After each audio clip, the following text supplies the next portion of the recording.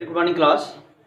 Beta, actually, the motion of a body may be described by the three terms, that is speed, velocity and accelerations. तो किसी भी body के अगर आप यानी ऑब्जेक्ट बॉडी या जो कुछ आप बोलते हो, अगर उसके मोशन को आपको डिस्क्राइब करना है तो आपको तीन चीज़ों की रिक्वायरमेंट होती है। पहला होता है स्पीड, दूसरा होता है velocity and the third one is accelerations. तो किसी भी ऑब्जेक्ट के मोशन को डिस्क्राइब करने के लिए इन तीनों चीज़ों की आपकी रिक्वायरमेंट है, ज़रूरत पड़ती है। तो आज वाले लेक्चर में हम अपने इस लेक्चर को लिमिटेड करेंगे स्पीड तक। अगर टाइम मिला तो आप एक न्यूमेरिकल भी आपको सॉल्व करवाएंगे, अदरवाइज न्यूमेरिकल फिर नेक्स्ट लेक्चर्स के लिए होगा। तो याद रखिएगा, वेलोसिटी यानी स्पीड के बारे में आज बात करेंगे and after that velocity then फिर एक्सेलरेशन के बारे में। तो इस तरीके से याद रखिएगा, थ्री डिफरेंट जो है आपके पास आप कैसे पैरामीटर्स होते हैं किसी ऑब्जेक्ट के मोशन को डिस्क्राइब करने के लिए। अब अगर आप बात करें कि व्हाट इज द स्पीड, तो आप बहुत पहले से मैथमेटिकल फार्मूला पढ़ते आ रहे हैं कि the speed is called the distance per unit time. So speed is equal to क्या होता है formula, distance upon time. So we may call this as a distance travelled per unit time, that is known as the speed. और आप ये भी कह सकते हैं कि स्पीड इज इक्वल टू क्या होता है, distance upon time taken. And we can say also that we add into that definition like this, that an speed and the speed of an object gives an idea about how an object is moving slow or the fast। यानी speed जो कहीं ना कहीं आपको किसी object के बारे में ये भी बता रही होती है कि वो ऑब्जेक्ट कितना स्लो या फिर कितना फास्ट मूव कर रहा है। अगर कोई ऑब्जेक्ट स्लो मूव कर रहा है तो आप कहते हैं कि इसकी स्पीड कम है। अगर कोई ऑब्जेक्ट वो ज़्यादा मूव कर रहा है, मतलब तेज़ी से मूव कर रहा है, तो आप बोलते हैं that is the speed is इसकी ज़्यादा है।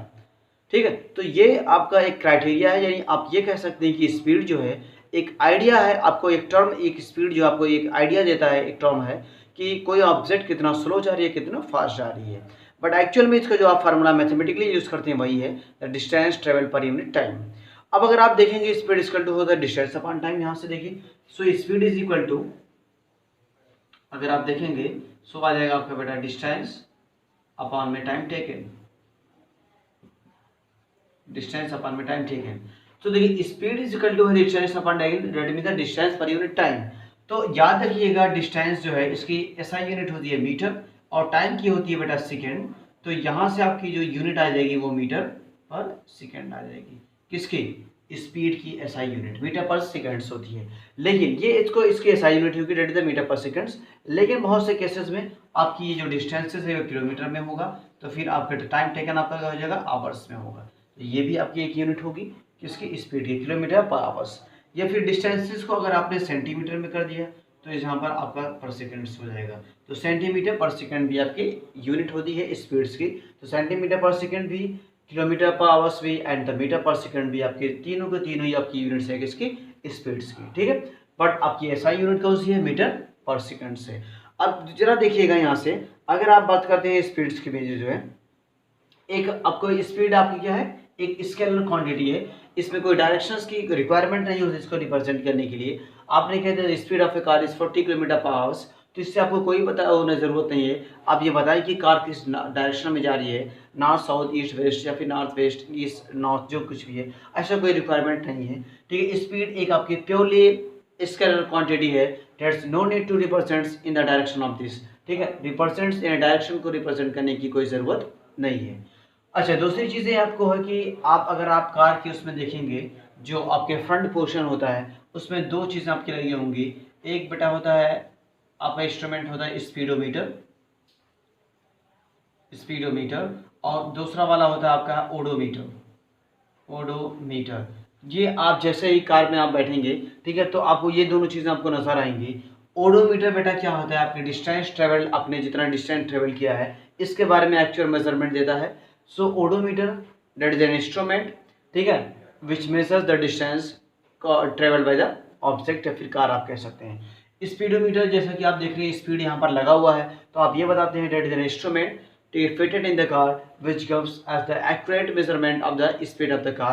आप किस स्पीड से चल रहे हैं हाईवे पर, या फिर आप एक स्ट्रीट्स में हैं, जिस भी तरीके से हैं, तो स्पीडोमीटर आपको स्पीड आपकी मेजरमेंट करेगा, यानी स्पीड को बताएगा कि एक्चुअल स्पीड आपकी क्या है एक्चुअल टाइम पर।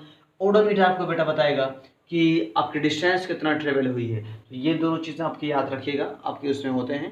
तो हो सकता है कभी कभी आपको पूछ ले कि ओडोमीटर आपको क्या मेजरमेंट करता है, और आपको 4 ऑप्शन देते हैं, स्पीड, वेलोसिटी, डिस्टेंस, ये तमाम चीज़ें। तो याद रखिएगा, ओडोमीटर आपका डिस्टेंस मेजरमेंट करता है, स्पीडोमीटर आपकी स्पीड को मेजरमेंट करता है। ठीक है।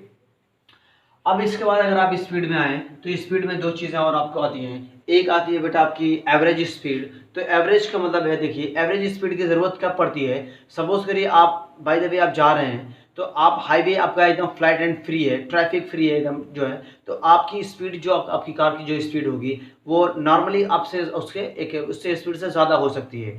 आप एक स्पीड से ज़्यादा आप तेज़ चल रहे होंगे, बट जैसे एक मार्केट आएगा या फिर रफ आपका रोड आ जाएगा या फिर स्ट्रीट्स में आप चले जाएंगे, तो वहाँ पर आपकी जो ट्रैफिक्स है ज़्यादा होने की वजह से आपकी जो स्पीड होगी वो मार्जिनली कम हो जाएगी as compare to the highway. तो इस तरीके से इस कंडीशंस में सपोज के लिए आपने 1 घंटा आपने मूव किया, ठीक है, तो 1 घंटे में मान लीजिए 40 मिनट्स आप हाईवे पे रहे, 20 मिनट्स आप ट्रैफिक रीजन्स में रहे, मार्केट्स वगैरह में, स्ट्रीट्स में। तो इस तरीके से आप देखेंगे 1 घंटे में आपने कितना डिस्टेंस ट्रेवल किया, और उसी आप 1 आवर यानी 60 मिनट से आप डिवाइड कर देंगे टोटल डिस्टेंस को, तो एक्चुअल में वहाँ जो स्पीड आएगी वही आपकी क्या होगी, एवरेज स्पीड। तो एवरेज स्पीड का जो फार्मूला होता है बेटा, याद रखिएगा, आप बस इतना करते हैं एवरेज स्पीड में कि टोटल डिस्टेंस आप लिख देते हैं, टोटल डिस्टेंस अपॉन में total time taken, total time taken. ठीक है। तो एवरेज स्पीड इक्वल टू क्या होता है, टोटल डिस्टेंस अपॉन में total time taken. Total distance का मतलब है, मैंने आपको बताया, जैसे सपोज करिए कि मैंने फर्स्ट 20 मिनट्स में बेटा आपको मैंने 40 किलोमीटर डिस्टेंस ट्रेवल कर लिया, ठीक है। फिर मिडिल के 20 मिनट्स में सपोज करिए मैंने 30 किलोमीटर डिस्टेंस ट्रेवल की, और लास्ट के 20 मिनट्स में मैंने 10 ही किलोमीटर डिस्टेंस ट्रेवल की। अब मुझे बताइए कि यहाँ पर एवरेज स्पीड क्या होगी।